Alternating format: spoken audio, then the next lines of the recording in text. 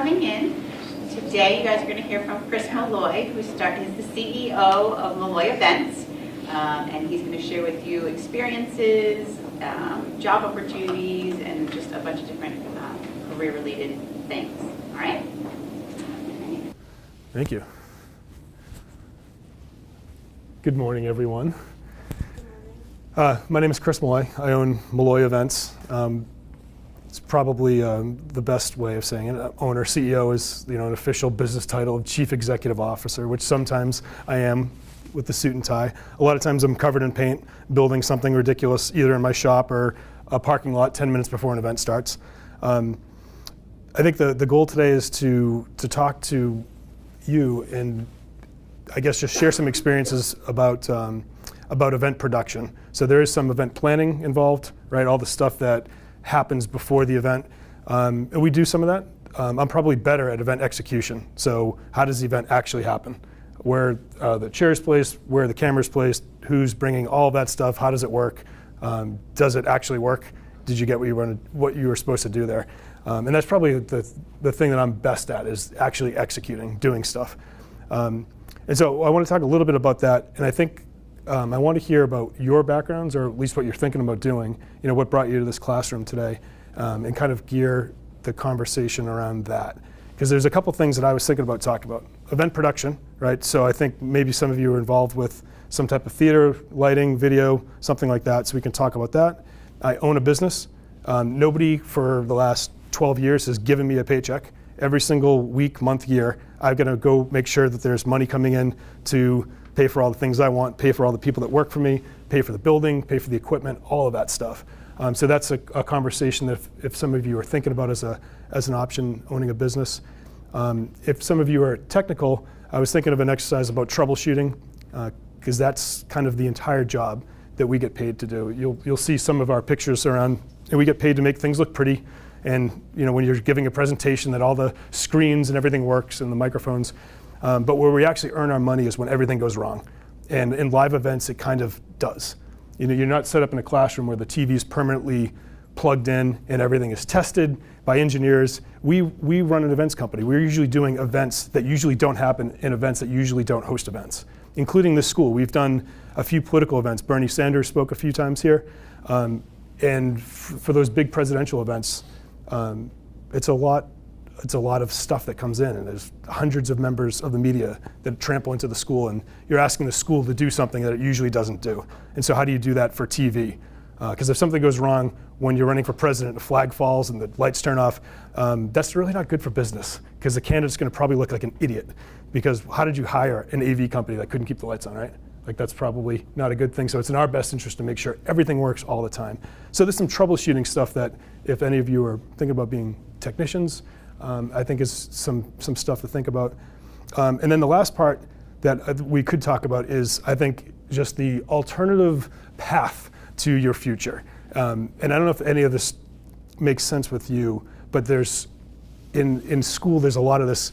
You graduate from here, you've got to get the GPA, you go to college, take out a big loan, graduate, still don't know what you're going to do, so you go back and go get more school, go in more debt, and then you come out and maybe you know some stuff, maybe you don't. I know in high school I was a lot like that, where I didn't really know what I wanted to do. I was kind of a jock and played a lot of sports, but I also had this other creative side that I just like to do stuff. And event production is a little bit, I didn't know that at the time. I wish I'd gone right into event production, but I get to do woodworking in event production, painting, all the creative stuff, some digital stuff. I get to wear a suit sometimes, and that checks some boxes for me.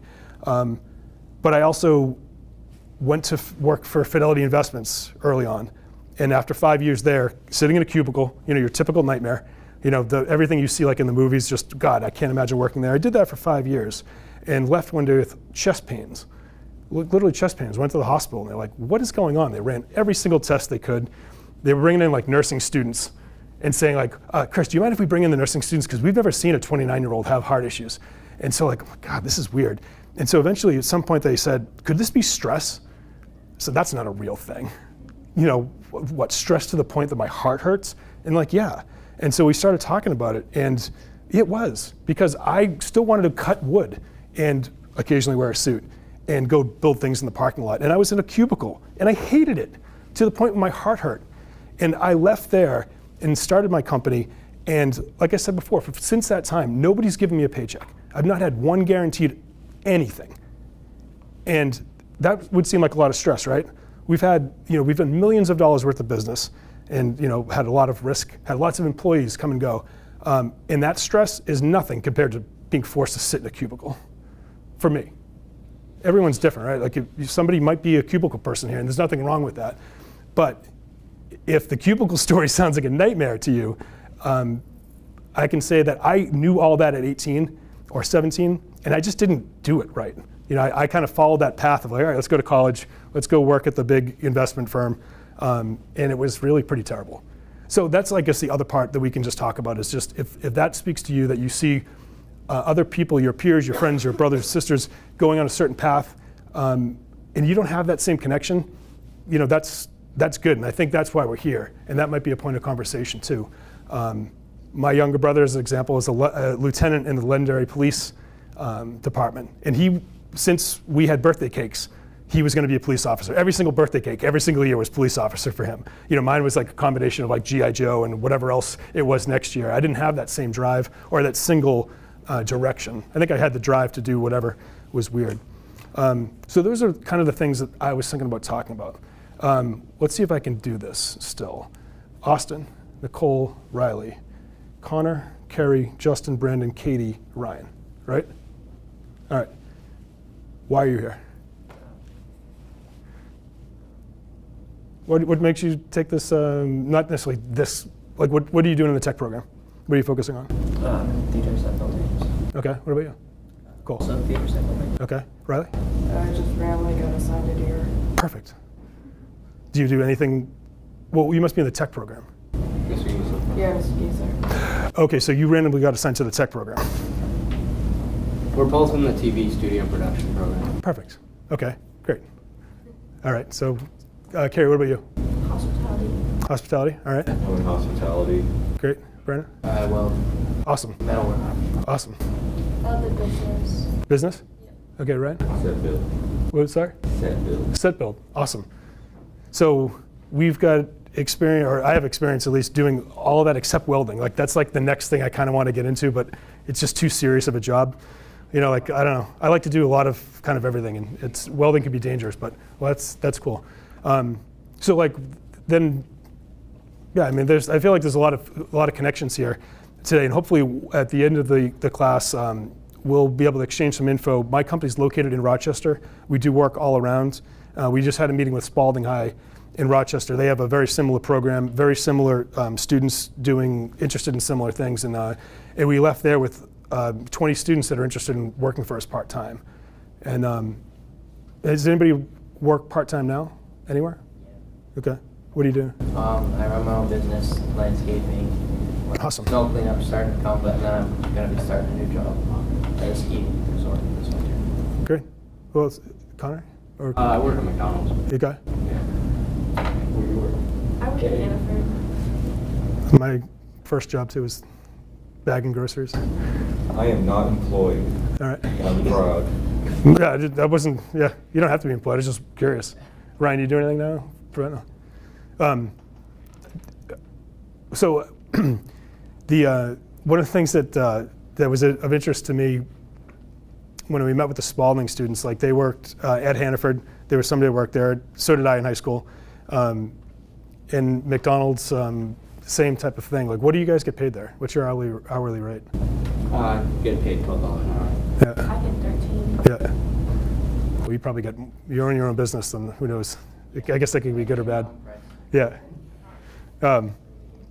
So like, one of the things that I guess it was of interest to the students at Spalding is that I went to them and just said, we are looking for people that work in this field that want to do it, that care about doing this. If you grab somebody else from another program, they might not care about building sets at all. And they'd probably be bad at it, right? Because they don't care.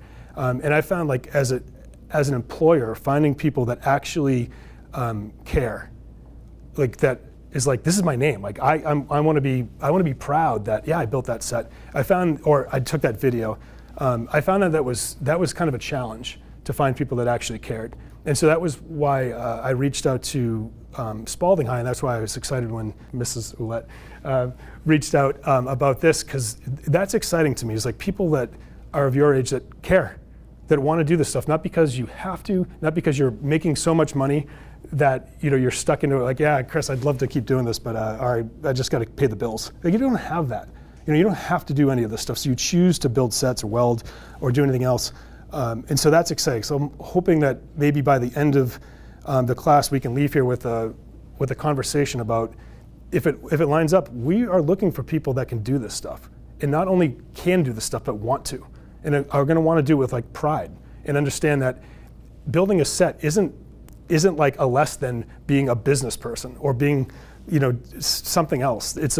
When you leave New Hampshire, you realize there's a whole world of creative people that build things that are all behind the scenes, that love what they do. They're not going to the emergency room with chest pain saying, how the hell did this happen to me? Because they don't put themselves in that position. And so, if you're in that, hopefully, you might be able to leave today saying, all right, maybe that guy made some sense. And then if we have the opportunity to show you that further, where you can come work for us, I would tell you that I pay guys that unload my trucks, that push boxes, $30 an hour. That's for people that take things off of a truck and put them inside. And I cross my fingers that they don't mess it up from taking something off a truck, bring it down a ramp, and put it inside. And there's a whole bunch of things that can go wrong. So imagine if you know how to actually operate a camera or operate sound, and you showed up on my professional doorstep or somebody else's and said, hey, Chris, I can solve this problem for you. You pay the people that push boxes $30 an hour. How much do you think I'd pay an audio tech or a camera tech? Probably more than what you pay for people to push boxes. That is right, Riley. And think of it like the consequences. If this videotape doesn't work, you can't go back and do this again. If you push a box in the wrong room, fine, we can get it back. But if the camera's in the wrong position, if you're asleep, not really following, that was me doing a camera. That's how you operate a camera. If I'm running out of frame and they don't catch it, you don't get that back. And I can tell you as a business owner, what happens when you don't show up or you don't clear the driveway in the right way? You start losing stuff. Yeah. And that's always the way that I look at it, both as a company, but also when I'm working as talent. I assume there's 100 other companies. There's 100 other Chris Molloys that are probably better, smarter, faster than I am, and they can't wait for me to make that mistake. They can't wait to run me over. It's like, great, I'm going to take that client, never get called again. And so those are the stakes, and that's why in business, that's how we reward people when we say this is the value. There's other ways in life to do those things, but in business, it's usually a financial incentive. But that's, I think it's just a small example that there's a legitimate financial career opportunity here too, if that's not something that you already know. Maybe not a full-time job in Ossipee, New Hampshire building sets, but when you go to Boston, all the time. Or if you can drive to Boston, I wouldn't want to do it daily, but if you did it occasionally, you can do it. And there's people that's their full-time job. And it's an exciting world. I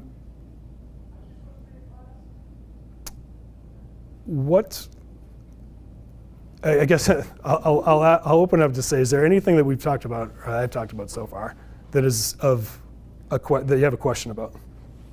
Katie, you said you were interested in business. Is there anything that? Not yet. Not yet.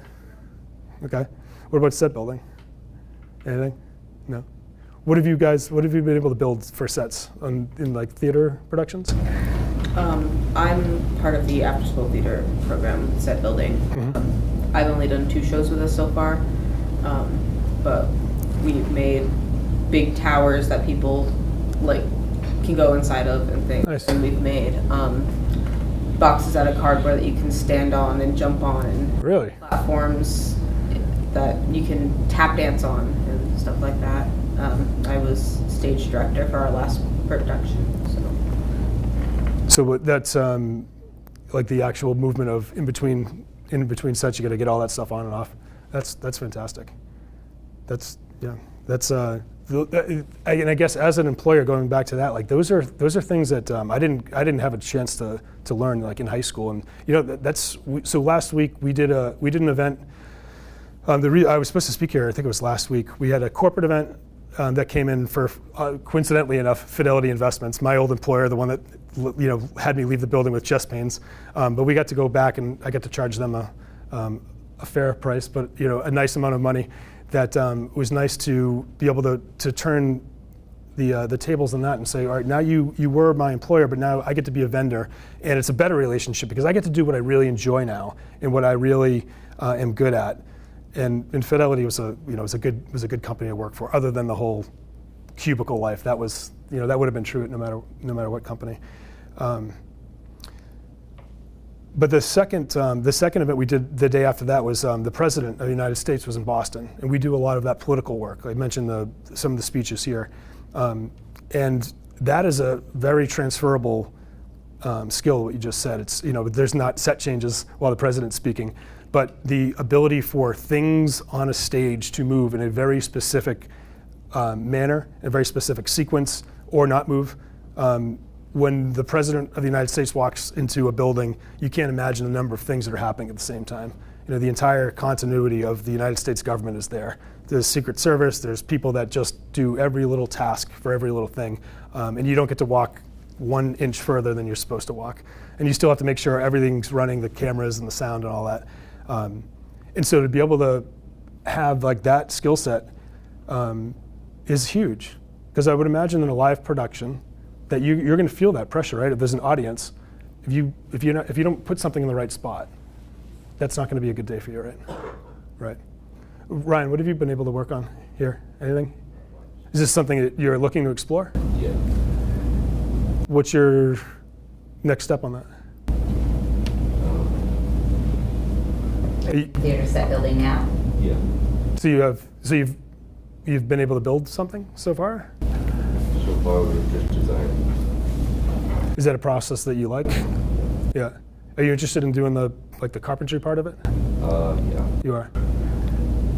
In the the physical 2x4s kind of thing, or yeah.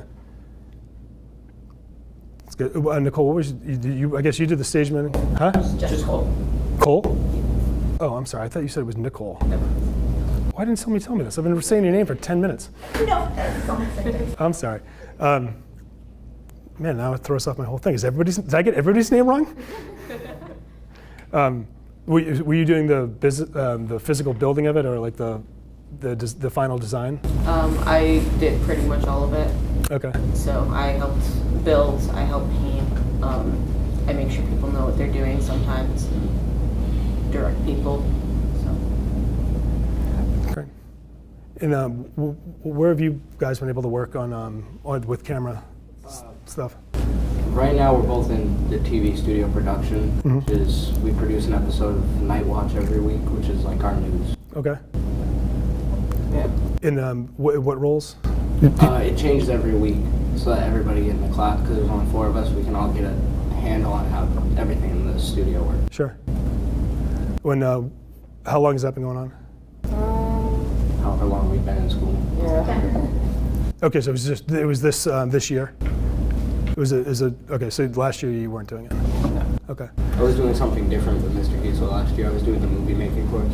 Okay. So with cameras. All right, yeah, so kind of in the same field. Oh, good.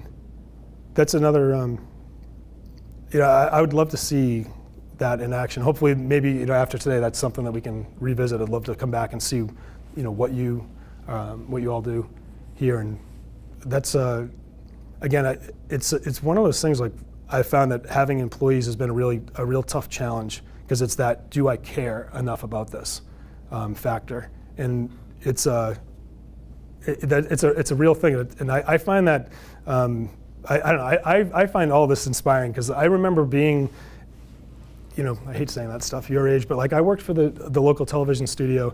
It was like one of my first jobs in my small town, and it's not like it gave me a skill set for life. It's almost non-transferable, but it gave me that, I really like this live event thing. That's what I liked. It was like whatever you did, whatever button you pushed was happening live on TV or live on a live stream now is probably the biggest audiences that we encounter.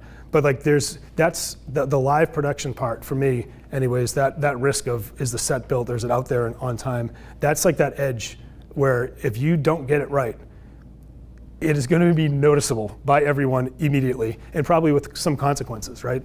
I mean, the first rule in television production is what? No dead air, right? And so the second you have dead air, you've got a problem. And I think that mentality is something that I know I learned early on, that is hopefully you've come across that, the threat of dead air. You know, nothing being broadcast? No? Yeah. Okay. Well, they all do, right now their TV show is recorded, so they have time to edit it and everything. Oh, okay. Well, we're just not sure if, like, possibly if Friday is gonna be like a school day or not, but like, yeah. But you're editing the show this week, correct? We don't Oh, you don't edit it? We try to make sure everything is good to go before, and everything is just set up and ready. That way, we don't have to edit them, because Mr. Eastwood likes to post them as soon as they're ready and good enough to go. Yeah. So I mean, it's essentially a live production. You know, you're not just saying, okay, let's do that one again. You know, take two, right? Yeah. And Carrie, right? What was your interest in this program? Hospitality. Hospitality. That's right. How's that program been so far? Yeah. What are you interested in possibly exploring? You know, what do you like about the concept of hospitality? Like, what does that mean to you? Well, there's got to be something. No? Okay. It's a big, I guess that's a big piece. The other part of what we do, I think, is hospitality, and it happens to be something, again, that I personally align with, which is I find interesting. Like, all of you have something that is a key part of this business. So it's like, I don't know, this is just satisfying for me to see all that, because hospitality, like we usually work, a lot of times we'll work in the hospitality space. So we're setting up for an event, but there's kind of like you have set up in that other room, the hospitality room. There's tables, chairs, dinner, important people sitting down. All that stuff has to be well presented, and how you interact and service clients is all part of that. So I think, you know, in our role, specifically that event execution, there's lots of things I don't really do well, right? That's a huge list of things. But one of the things that I think I do well as a company, and that has always been of interest to me, is a technician. I like to be the person who builds the sets, but to do it in a hospitality-facing way, you know, where the image matters, the interaction with the client matters, and that I think has been something for me personally that I've enjoyed, and that's worked well. Not everyone, you know, would do it. There's technicians, audio techs that I have never want to talk to a client. You know, they'd rather just give me the knobs and faders, and that's good too. You know, as long as you know that, you know, you're not trying to be something that you're not. Justin, what did you say you're? I'm in hospitality. Hospitality too.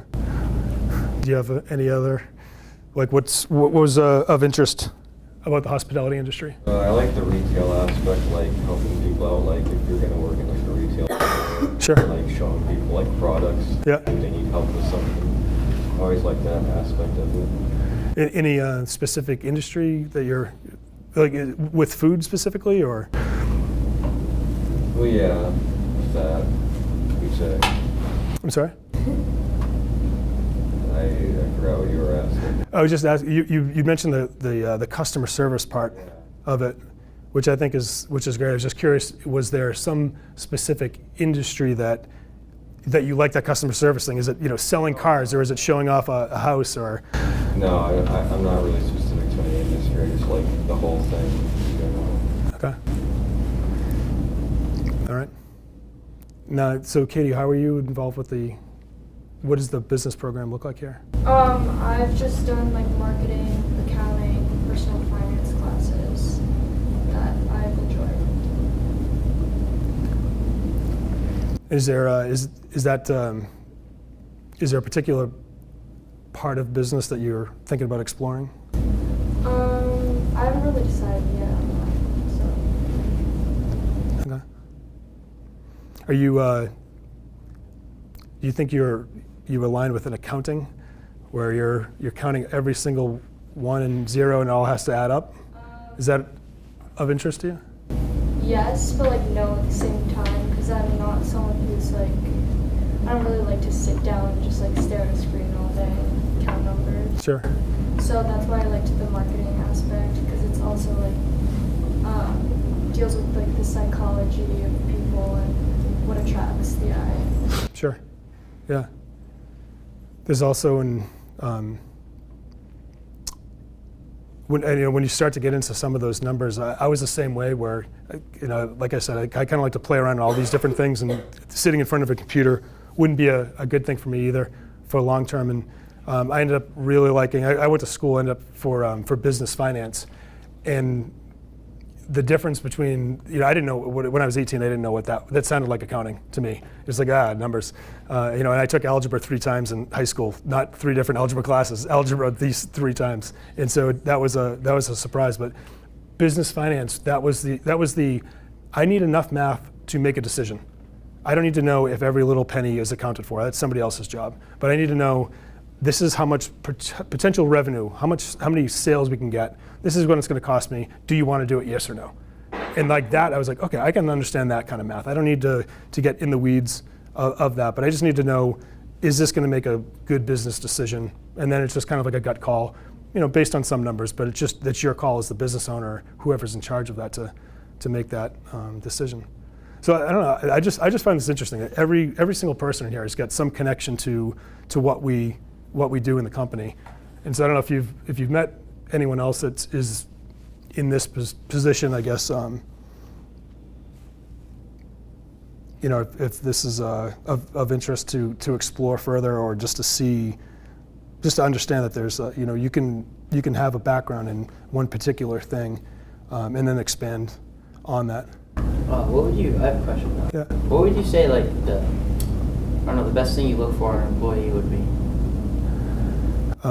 The thing that I mentioned before here is, do I care?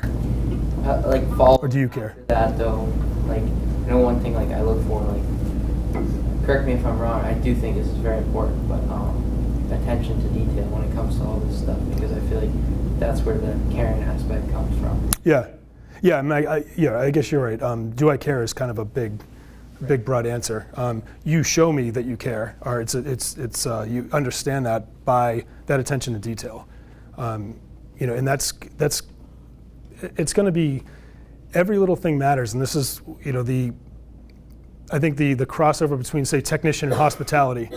We don't have to do it in here, but usually at an event we have cables everywhere, right? We have video cables, audio cables, lighting cables, all this stuff. And again, it's in a hotel setting where there's going to be at a ballroom, and you can't just have this stuff all over the floor, right? You're just running all over the place. It's not a TV studio. We're talking about a formal dinner that people paid $200 a plate to be there for. It has to look a certain way, and that's an attention to detail. That when you're setting up your camera, is everything nice and neat? When you're running the power to the wall, it's one of those things where you're like, Chris, how much does it possibly matter? I'm a really good camera person. Isn't that enough? Yeah, in a certain role it is. If you're behind the scenes, if you're in a television studio, that might be enough. But in what we do, in a public-facing sort of way, no, it's not enough. And the attention to detail matters. And that's going to be where I'll make the decision about, great, you're a really talented camera operator, I'll use you for these projects.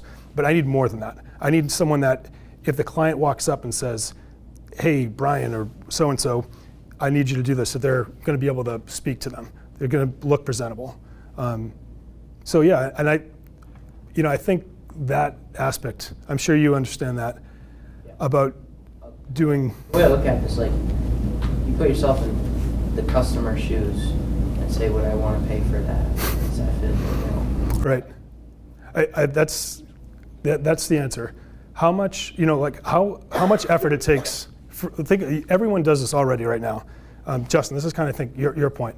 I'm going to reach into my pocket and I'm going to take out $1 or $10 or $10,000 and I'm going to give it to you. In exchange, you're going to give me whatever it is you're selling me. That's a lot of effort, right? And I could go to anyone else. I could go to Nicole or Cole or Riley to go spend that money. Why is yours thing better? I'm not asking, this is a pretend thing, but that's the whole question. And I think that's what we get in business. But it's the same thing with employees. And I think that's how, in your positions right now, you might not be looking at this as business owners. You're looking at it as maybe a first-time employee, but it starts now, and you're going to see it. You are going to see it the second you become an employee. You see it at McDonald's, I'm sure. There's people there that take their role seriously, and they know they're probably not going to be a McDonald's career employee, but they can still be the best contributor, best teammate there. And that stands out. And I think you'll have the opportunity to see those people in any role that you're in. The people that, boy, I really want to be like them, and I don't want to be like them. And you wait long enough, and sure enough, that works out exactly the way you think it's going to. So anyways, I'm going to wrap this up, and I'll answer if there's any more questions. But I want to thank you for letting me come in. Hopefully this is in some way maybe just showing you that every single thing that you're all talking about, I touch in my company in a way that maybe you didn't consider before. And that there's opportunities out there, including just being weird and being all the stuff that, like that I like to wear a suit, but I also like to woodwork. Those two things are not mutually exclusive. You can be a creative left brain and a business right brain if you want, in whatever variation of that. You don't have to wear a suit to the business meetings. You can wear a suit when you cut wood. And I think that took me a long time to figure out, and I knew it when I was your age. I just didn't do it. So if I can spare you the unwanted time in a cubicle, and maybe we've made a connection today for something else in the future, then I'll consider this a successful use of time. And I appreciate meeting everyone. Cole, I apologize for calling you by the wrong name the whole time. But is there any questions? Would anyone like to possibly look at doing some work sometime at some point? Possibly. Great. Then I will make sure that Mrs. Ouellette has my contact info. And I'll be in touch. We're starting this program with Spalding High now, where they're just going to have some students working for us, doing real-life camera operating, real-life set building, all that stuff. And it's going to get used. So, the opportunities are there. So, thank you. Thank you. Yeah, nice to meet you. Thank you. Hopefully you'll have a welder sometime soon. I'll make some set props for you. All right, nobody has any questions or anything? Are you sure? Business related? No. Yeah? Is there like Okay. anything like art related, I should say? What do you mean? What do you like about art? Just how creative everybody can be and how of a special talent they have where they can make something into like something beautiful, most likely. So this is just a couple pictures of like things that they have set up, and they have to set up very beautiful, elegant things. They have to set up, this was for Timberland, so it was like, had to be cool, but. Yeah. Those two examples, there's one for Timberland. Everyone knows Timberland, the boot company, and they do so much more. We've done fashion shows for them, and Justin, you mentioned like that retail thing with Timberland is a worldwide brand, right? Everything they do, how they present their products, is very much specific, and it has to be spot on. There's no chips of paint missing, when that sneaker is displayed, or when you're doing a fashion show, all the lighting. But you also, Riley, to your point, like that was a whole creative side to that, and that's kind of like the healthy tension between those things, where you've got some real rigid corporate guidelines, that just like we have to look like this. This is what we stand for. It's like, okay, yeah, I want to do that, but we have to be fun. And so then it's like, all right, how do we do those two things at the same time? And sometimes we've done that with success, and other times we're up all night for 40 hours fixing all the stuff right before the show starts. But all that stuff, that's the creative side that we are a tech company, but I don't know, does that look like technology? Like that's what people are buying, is that final picture. They don't necessarily care about the projectors and the cameras and the computers. They just kind of want, like, hey, I just want a pretty event. And so but all that stuff is made up. Like we didn't buy the kit that says here, put this here and buy this thing. You know, we had to rely on creative folks to say, what would be a cool concept? And that's usually where we get ourselves in trouble too, is the following phrase, you know what would be cool?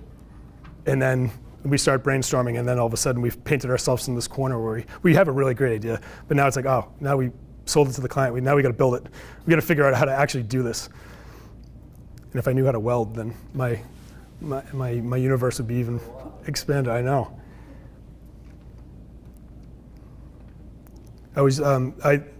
The last thing I was saying to Mrs. Ouellette, it's so funny to use the Mrs. Just about that creative thing that the example was, yeah, I was a football player in high school. I had that, you know, that whatever that means to you, that kind of like jock thing. But I was also the guy that helped design the paper signs that the team ran through. You know, like I always had that other side of me. Like I just got to go be creative and have that. I wasn't really good at art, but the concept of being creative in unique ways and just kind of saying, how can I use this thing in a new way? And I still do that, you know, today. So I don't know. Hopefully you get to explore that, and just think twice before you take a cubicle job. That's all. Just make sure it's right. All right, I'm gonna step down. But thank you. It was really nice to meet everyone. I appreciate that, and I really hope that you guys understand. Like, even for me, when I was graduating, it was like, okay, well, what's next? What am I going to do next? And it's like, all right, I guess I'll go to college. Like, that's what everybody does. Like, we'll go to college, and well, what do I go to college for? And it was like, oh, well, I like people, so I'll go for business management because they manage people, right? That's what they do. But you know, like Chris said, like he has connections with all of you and all your similar interests. And he owns an events company. Like, would you ever think like, oh, I'm into business. Like, maybe I'll make myself an events company, or you know, like you guys are into theater, and it's like, oh, you guys are into theater. You guys are into multimedia. But like, what theater jobs are out there? And you look in such a small area when there is the whole world is your oyster. And so like, hopefully you guys can understand that like the job opportunities are really endless for you. So that's really what I wanted you guys to kind of get out of this. Cool. All right. Thank you so much. I appreciate it. If you guys have any questions, he'll be here for a few minutes. Other than that, you are free to go.